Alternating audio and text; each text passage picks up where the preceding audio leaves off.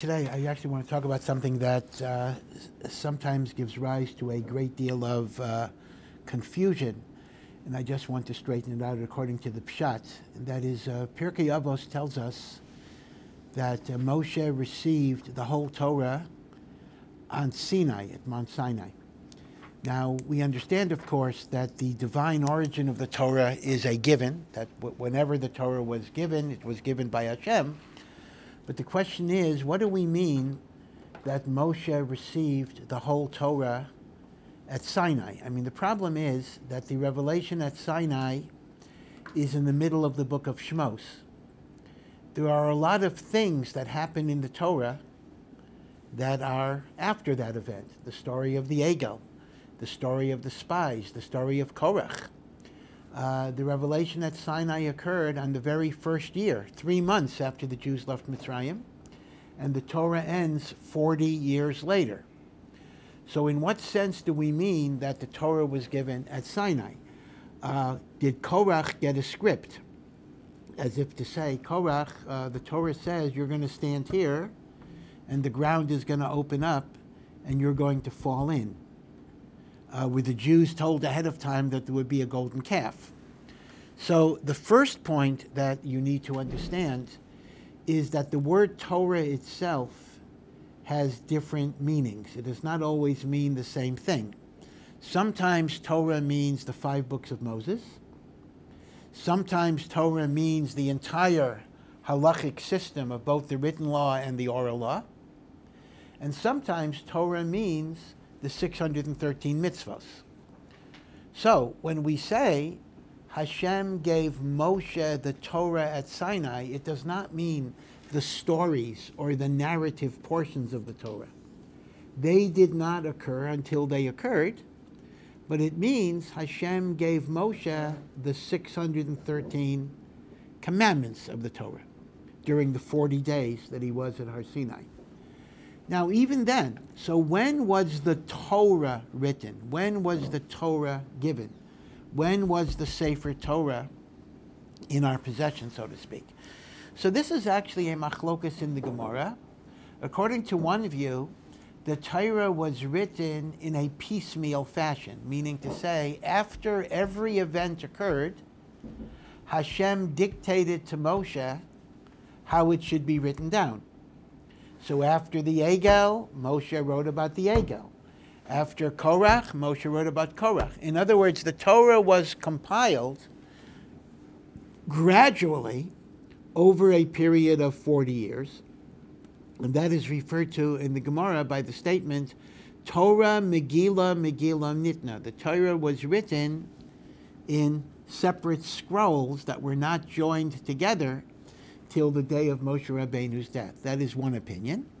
According to another opinion, Torah Chasuma Nitna, the Torah was not written down until the day of Moshe's death, meaning to say nothing was written down until the day of Moshe's death. So according to that, the Jewish people did not have a Sefer Torah. Well, either opinion. The Jewish people did not have a complete Sefer Torah until the day of Moshe Rabbeinu's death, either because it was written gradually over 40 years. After every event, it was written down, or it was not written down until the very end. So clearly, when Moshe came down from Har Sinai, he did not come down with a Sefer Torah, either the first time or the second time. There was no Sefer Torah. There were the 10 Commandments. That's all there was. The first luchos were smashed on the 17th of Tammuz, and the second luchos were brought down on Yom Kippur. But the Sefer Torah was written either gradually over 40 years or at the very end of Moshe Rabbeinu's life. And even then, there's a machlokas in the Gemara. This is important to differentiate, that when we say Moshe got the Torah at Sinai, it does not mean the Sefer Torah, it means the 613 mitzvos. But even that raises a problem, because it's very clear from the narrative structure of the Torah that we got mitzvos at different times. I mean, read the Torah. I mean, after this event, we are given mitzvos. After that event, we are given mitzvos. After that event, we are given mitzvos. What does that mean if Moshe Rabbeinu got the 613 mitzvos at Sinai? So the Chazon Ish explains a very important yesod. We have to differentiate between when Moshe received mitzvos by Hashem and when Moshe was told to communicate those mitzvos to the Jewish people. The Jewish people got mitzvos at different times and at different places because for whatever reason, we don't always know the reason, Hashem deemed mitzvos to be appropriate for to be revealed at certain times. So Moshe got the whole 613 mitzvos, including the written law, the oral interpretation. But the Jewish people did not get the whole Torah, even in terms of mitzvos, not only the narrative structures, but even in terms of mitzvos, they got mitzvos over a 40-year period. There were mitzvos like Yibum and like Getz, which are in the book of Devarim, that were not given to the Jewish people until the last month of Moshe Rabbeinu's life, when the book of Devarim is stated. So, consequently, as it were, we have to differentiate between Moshe Rabbeinu's private revelation and Moshe Rabbeinu's permission to reveal those mitzvos to the Jewish people. And that is the meaning of the ubiquitous statement, Vayidaber Hashem el Moshe Lemor. What does it mean, Vayidaber Hashem el Moshe Lemor? So in English it's translated, and God said to Moses, saying. So the saying is a superfluous word. Why do you have to say saying? The answer is no. Lemor means to say it to someone else. God is telling Moshe, that which I gave you at Sinai, it is now your job to communicate it to the Jewish people. Okay, this is a very important idea. I know that everybody likes to think, it's kind of almost the Or Sameach mantra, and I talk about this all the time, that God gave Moshe the Mishnah and the Gemara and the Mishnah Brura and the Shmiras Haloshon and Rav Shach's Chidushim, and everything was just handed down to be memorized until there was a danger of forgetting, so Rav Shach had to write down his, whatever, okay. I mean, obviously, the Torah was given in a gradual process, and the Sefer Torah was not written down until the day of Moshe Rabbeinu's life, and there's even a machlokas in the Gemara who wrote the last 8 verses of the Torah, because the last 8 verses of the Torah talk about Moshe dying. So one opinion says Yehoshua wrote the last 8 verses. Another opinion said Moshe Rabbeinu wrote it down with tears. He wrote about his death, even though he was something that was very sad and something that was very devastating. The language of the Gemara, that opinion is, Moshe Rabbeinu wrote bidema, he wrote in tears. Now, just to digress for a moment, the word for tears is dema. The Vilna Gaon offers a radically different interpretation of the word dema. That instead of dema, dalid mem ayin, instead of dema being translated as tears, dema can also mean in a jumble, in something mixed up, something not in order. And the Vilna Gaon explains it in the following way. We know that the Torah existed 2,000 generations before the world was even created. It existed in the form of black fire on white fire, the primordial Torah. And that was the blueprint from which Hashem created heaven and earth. Hashem looked into the Torah and created heaven and earth. But the problem is, what did that primeval Torah state? Did it talk about Adam and Chava? Did it talk about the Akedah? Did it talk about the Egel? I mean, those things didn't happen yet. What was the essence of the primeval Torah? So the Vilna Gaon says, the primeval Torah that is in Shamayim was an unbroken sequence of letters that was not divided into specific words. And there is a concept that the hundreds of thousands of letters in the Torah represent God's name. We know God has a 4-letter name and God has a 5-letter name, but God has a 300,000 letter name plus, and that is the Torah. The Torah is the repository of God's, the concretization of God's divine essence. And the Ramban writes in the Hakdama to the book of Shmos, book of Reshis, Hakdama to the Torah, that is why if a Sefer Torah is missing a letter, even if it doesn't change the meaning of the words, the whole Torah is puzzled. The Torah is invalid because it no longer represents the essence of God. Because the essence of God is every letter in the Torah creates the name of God.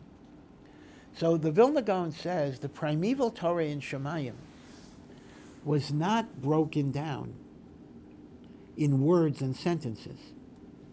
It was an unbroken letter sequence. Now, those of you that are familiar with the Bible codes, a bit of a controversial methodology in which they try to discover references to events that were future events at the time the Torah was given. And they do, for example, in Amalek, they'll find Hitler or whatever it would be.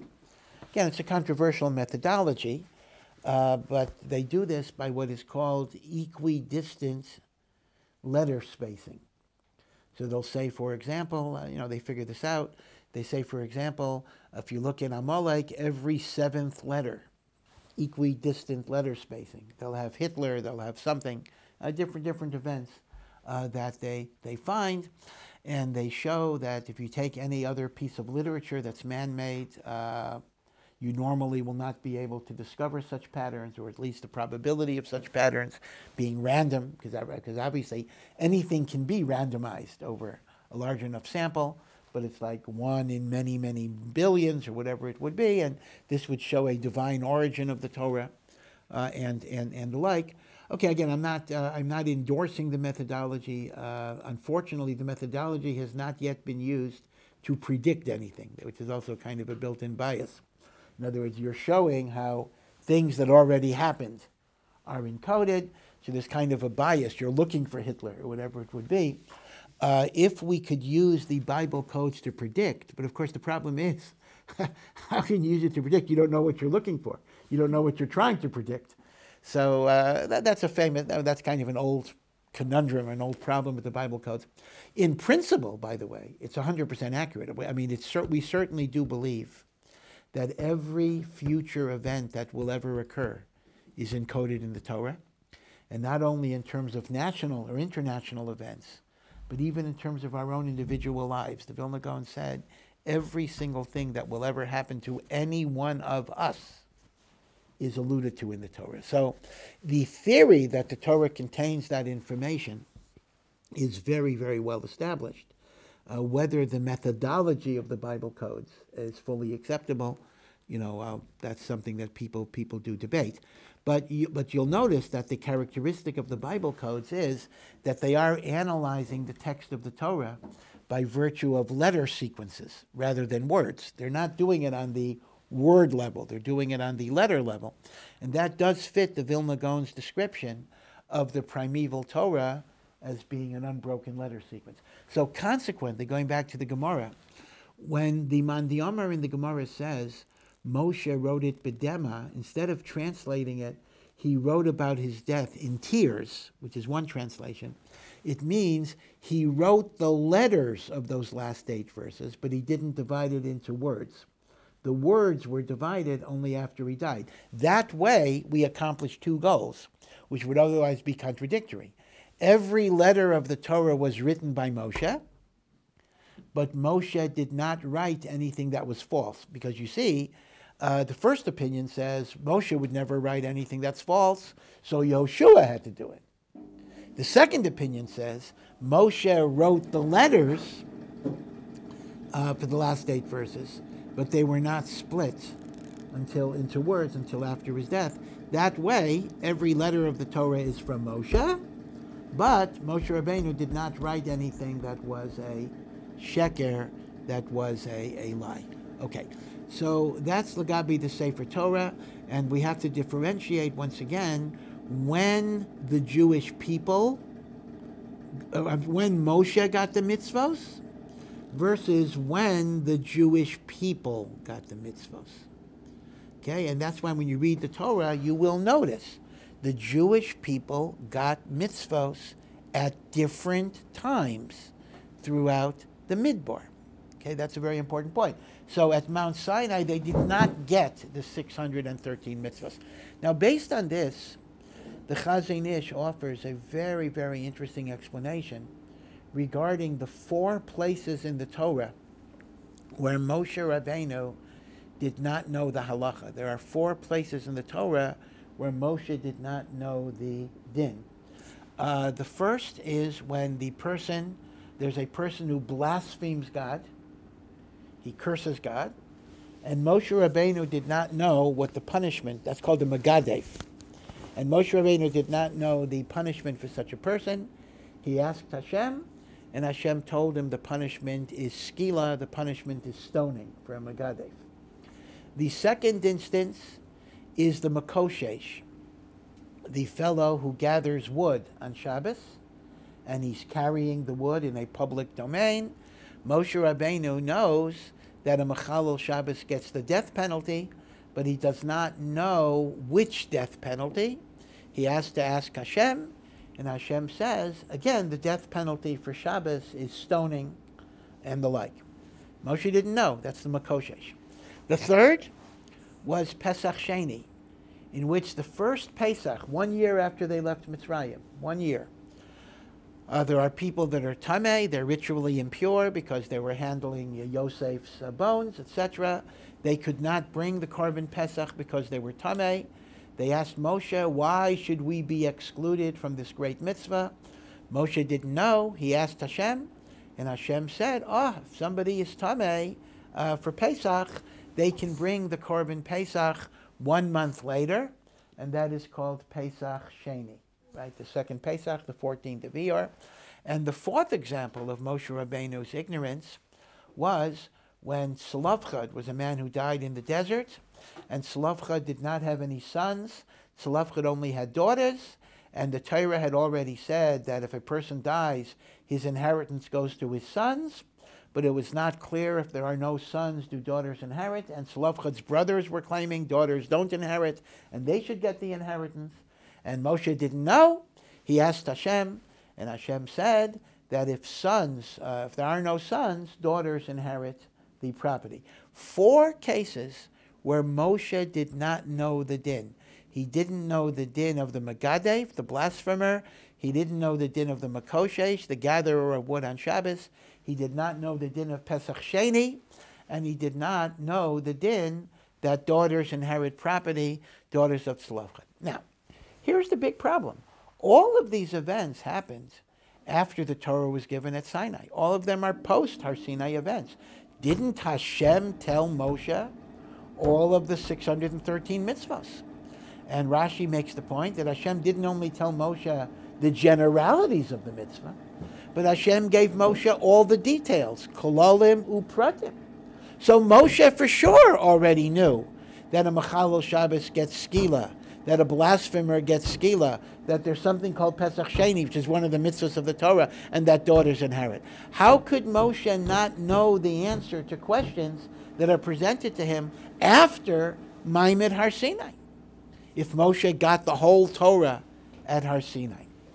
Now, in truth, there are midrashim that actually talk about Moshe Rabbeinu forgetting, because at various points he got angry, and the Gemara says, when you have anger, you forget your Torah. So there are midrashim that basically say that even Moshe Rabbeinu had momentary lapses because of anger or some other aveira or the like. But the Chazon Ish's approach is very different. A very, very beautiful approach, a very logical approach. The Chazon Ish says that Moshe Rabbeinu knew the answers to all these questions, but he had not yet been given the green light to reveal it to Bnei Yisrael. Bnei Yisrael already heard, if you're Mechalel Shabbos, you get the death penalty. That's a pasuk that was already revealed to them.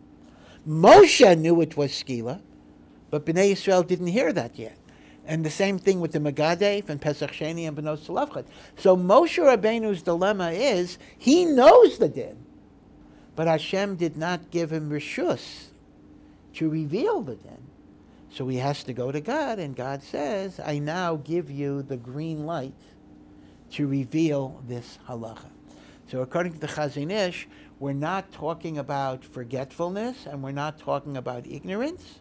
We're talking about lack of authorization, because Hashem, again, why that's so, you have to go through every mitzvah, but Hashem wants certain mitzvahs to be revealed at certain times by certain people because of certain stories and the like. Like he wanted the daughters of Tzlafcha to be the ones who brought this halacha into the world, and therefore Moshe Rabbeinu got everything at Sinai, but the Jewish people did not hear of it until various points. And that is why there's a significance in particular to Parshas Mishpatim.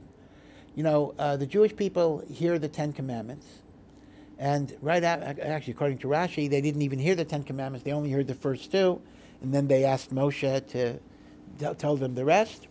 And then Moshe is given, this is before he goes up to Har Sinai, this is when he's on the ground still. Moshe is given certain laws about the altar, that the altar should be of stone, it should not be cut with metal. And then we run into all of the civil laws. So keep in mind that those civil laws, which are largely bein adam lechaveiro, they are before Moshe entered the cloud of Sinai, where he remained for 40 days. Those were given to him on the ground, and those he communicated to the Jewish people. Okay? Because those are what the Jewish people themselves were given on the day of Matan Torah. The Ten Commandments, the laws about the altar being of stone and not cut with metal, and all of the Mishpatim. We got that through Moshe on the day of Matan Torah. Moshe then goes to Mount Sinai. He's there for 40 days, and he's given the rest of the 613, but we don't get them until the Torah tells me when we got them. So that's very important. It actually means that the Mishpatim we got at a very, very early stage. We got the Mishpatim on the day of Matan Torah itself. Now that's important, because the Mishpatim are primarily bein adam lechaveiro. They are the civil code of the Torah. They regulate relations with people. They regulate relations with property, tort liability, the laws of shomer, responsibility for taking care of the property of other people, the laws of murder, the laws of homicide, ir miklat. They're all in Parshas Mishpatim. In fact, Maseches Bava Kama and Bava Metzia are totally based on Parshas Mishpatim. Bava Basra, a little less so. In fact, it's been well said, if a person learns Parshas Mishpatim with Rashi, they are already a fairly learned Jew. Take a Parsha, learn Parshas Mishpatim. There's going to be a lot that you know. You'll know a lot of Bava Kama, a lot of Bava Metzia by learning this Parsha. This is a wonderful, wonderful Parsha to get a basic foundation in Maseches Bava Kama and Maseches Bava Metzia. A big, big deal. But you see that sometimes, you know, people think that the definition of a religious Jew is Shabbos and kosher and the davening and tefillin, which of course it is, but business ethics, you know, maybe not so important. And yet the fact that Parshas Mishpatim is way at the very beginning, the day of Matan Torah itself, the day that we heard the Ten Commandments, is the day that Hashem gave Moshe these laws, and we were given these laws by Moshe. Shows you the great primacy that the Torah puts on this. And in fact, we are told that after 120 years, the Gemara in Shabbos tells us, there are 6 questions that Hashem is going to ask us. This is a very important Gemara, because Hashem is telling you, I'm giving you the final exam, and I'm giving you the questions ahead of time. That's pretty good. And the 6 questions, question number 1 is, did you conduct your business with honesty and integrity? Question number 2 is, did you set aside times for Torah learning? Question number 3, did you try to have a family to be fulfilled pru urvu? Question number 4, did you eagerly await the coming of Mashiach? Not just believe in Mashiach. Did you eagerly await the coming of Mashiach? Question number 5, did you occupy your mind with wisdom? In other words, not enough to just learn Torah, which you could do superficially, but did you try to delve into understanding the Torah? And question number 6, which is a little abstract, were you a seeker of knowledge? And that's understood to mean unity with God. Did you seek a relationship with God, knowledge of God? These are the 6 questions that we're going to ask, Baruch Hashem, going to be asked. Baruch Hashem, Hashem gave us the questions so we can prepare the answers as best as we can. But note that question number 1 is, did you conduct your business with honesty? Now in Hebrew, that is, nasasa v'nasata b'emuna, did you conduct your business with emuna? Now emuna has 2 translations which overlap. The first translation is what I already said, with integrity, with honesty. The second translation is, did you conduct your business with faith in God? Emunah. Now, in truth, I hope you can see that those 2 interpretations dovetail and they match up with each other, because if I truly believe my parnasa comes from God, then how could I possibly think I can come out ahead by cheating in my business? How can I come out ahead if I'm conducting my business not in accordance with the will of God? Now, maybe in the short term, I'll make some profits, but in the long run, it's all going to go away. Elamai, if I think I could win by being dishonest, it's because I don't believe my parnasa comes from Hashem. So therefore, if I lack emunah in Hashem, I could lack emunah, integrity in my business. If I have emunah in Hashem, then by definition, I'll be in the direction of integrity in the business that I conduct. Now, let me make this point from another direction. It's a well-known idea in the Decalogue, in the 10 Commandments. Actually, the word is not commandments, the 10 statements. There are actually 15 commandments in the 10 Commandments, but whatever it would be, that the first 5 are said to be mitzvos bein adam lamakom, between man and God. And the second 5 are said to be mitzvos bein adam lechavero, right? One is man-God, and the other is human being, person to person. Now, let's focus on that for a moment. That does make sense for the first 4. The first one is belief in God. The second one is negation of idolatry. The third one is don't take God's name in vain. The fourth one is remember the day of Shabbos to keep it holy. The fifth one is honoring your parents. So one may ask an interesting question. Why is honoring your parents in the first column? L'chaira, honoring your parents is how I behave towards another human being, and it seems to belong to the Bein Adam L'Chavero column rather than the Bein Adam L'Makam column. So why do I put Kibbud Aviyim in column 1? Now granted, that would create the asymmetry of 4 and 6, but okay, so what? We don't have to have 5-5 b'dafka if it doesn't fit. So there are a few different answers of why Kibbud Aviyim is put in column 1. One answer basically is that if I honor my parents, that means I have gratitude for the gift of life that they gave me. That means I treasure life, I value the fact that I'm here. And by honoring parents, therefore, you will also feel gratitude to Hashem, who gave you life. Meaning, putting it in the other way, if I don't honor my parents, I don't appreciate my life, I'm not grateful for my life, then I'm not going to be grateful to God for giving me life. So therefore, Kibbud Aviyim is a stepping stone to have gratitude for that which gives you existence, starting with my human parents and then eventually moving up to God. That's one answer. There's another answer that's a little bit more deep, a little bit more complex, and that is, in many, many ways, the relationship we have with God is predicated, initially at least, on the relationship we have with our parents. You know, a human being is born in a tremendous state of dependency, a very prolonged dependency, much more so than really any animal in the world, right? You have a calf starts prancing around, I don't know, a day after it's born or whatever it is. Human beings have prolonged dependencies, infancy, and of course, in this day and age, dependency can last into the 20s and 30s, even sometimes, whatever it would be. And at least initially, Our parents are almost these superhuman, godlike figures, so much bigger than us, so much stronger than us.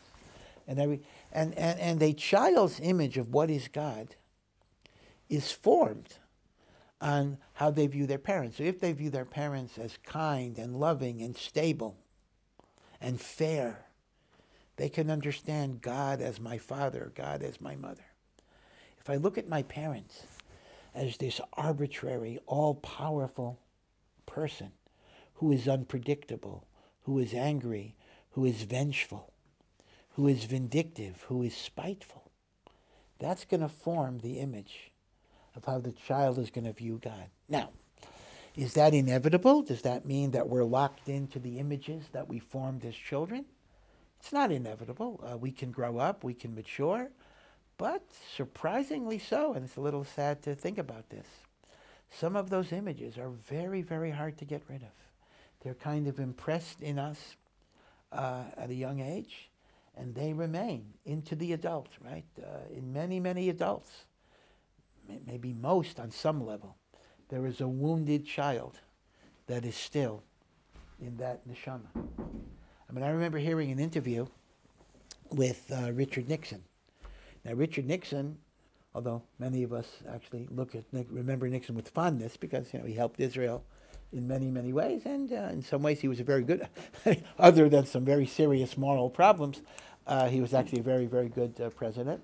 But be it as it may, he had gone through resigning the presidency. That was a great, great disgrace. The only person who ever did so. And for a year or two after he left, he was incognito. He just retreated into silence. But maybe you know that he tried to rehabilitate himself again and get in the public eye. And indeed, there were presidents who consulted him on foreign policy and the like.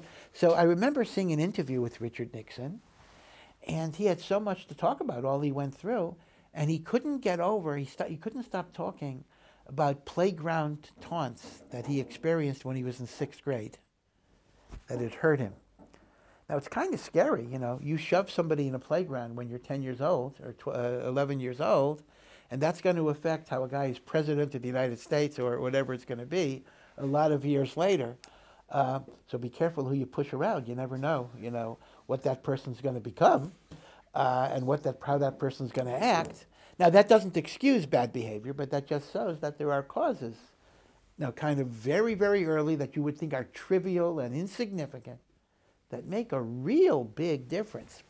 And therefore, part of why Kibbud Aviyim is in the Bein Adam Lamakom column is how we view God in a lot of ways is formed by how we relate to our parents. And therefore, you as a parent are told, be a person who is a good role model, so to speak, for how the child should perceive Hashem.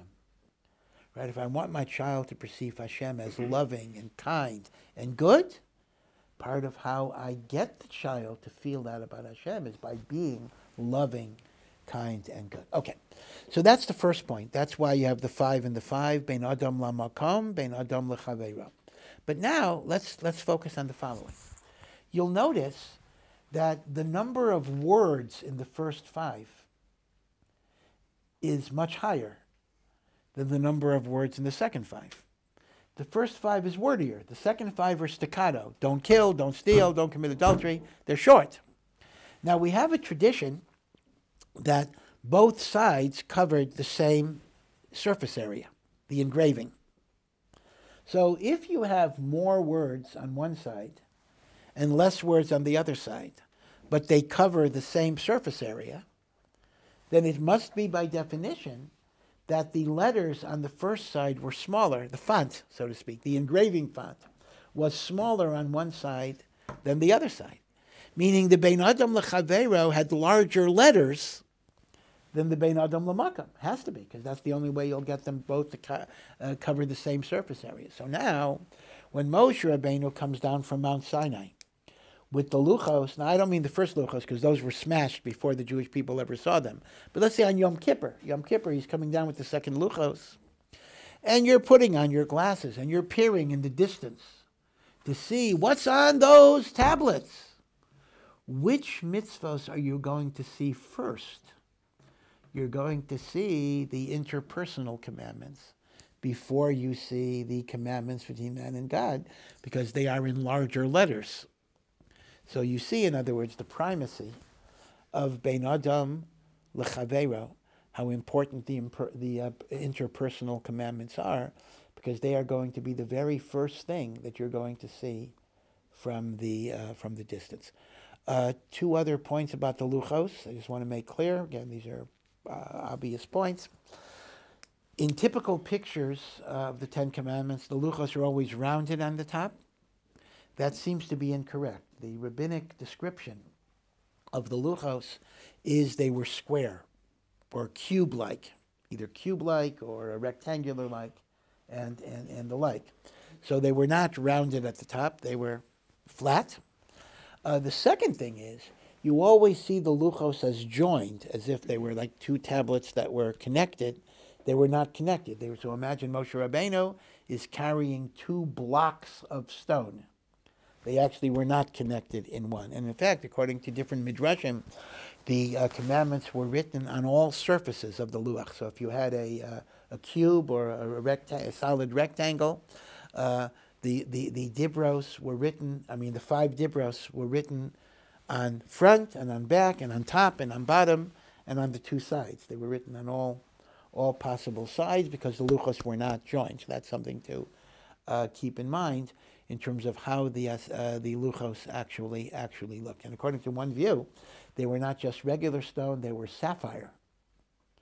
Of course, that's pretty hard to break, the fact that Moshe Rabbeinu smashed it, but again, the whole thing was a miracle. In fact, according to one medrash, he didn't even intentionally smash it. Rather, the letters flew away, so to speak. Obviously, engraved stone doesn't fly, but miraculously the letters disappeared. And at that point, Moshe Rabbeinu could not hold that massive weight. Like the letters were supporting the weight. Okay. So now let me mention one other interesting point. After the Mishpatim are given, the Torah records that Moshe built a Mizbeach, he built an altar, and he brought korbanos, and he sprinkled blood on the people, and he read something that's called Sefer HaBris. He read the Book of the Covenant in front of the people, and they said the famous words, which is after the 10 Commandments actually, everything that Hashem says, Naseh, we will do, V'nishma, and we will obey, and the greatness, or we will understand, we will listen to. The greatness basically is we agree to do, and then we'll, even before we know what it is. If they would have said, Nishma v'naseh, we will listen, and then we will do, that would imply conditionality. Let's hear what you're offering, and then we'll do it. The greatness of Naseh v'nishma is in the sequencing. Naseh is unconditional submission, and now tell us what it is. Right? That's the greatness of Naseh v'nishma. I think I had mentioned a few weeks ago that is why we put on the hand tefillin before we put on the head tefillin, because the hand tefillin is committing our action to God. The head is our understanding, and just like by Matan Torah, we first commit to action, and then we try to understand.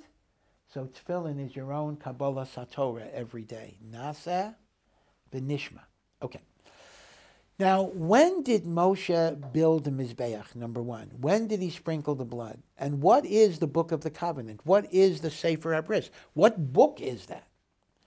So you have to understand there's a big machlokas, Rashi and the Ramban, how to understand the events that are described at the end of Parshas Mishpatim.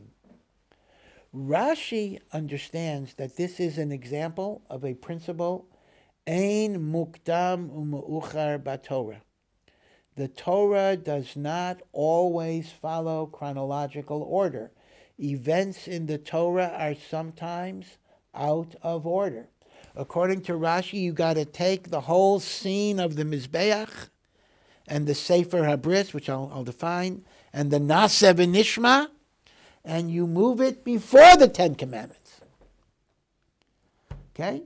Because the Jewish people said Naseh v'nishma before the Aseres HaDibros. That is how they accepted the Torah.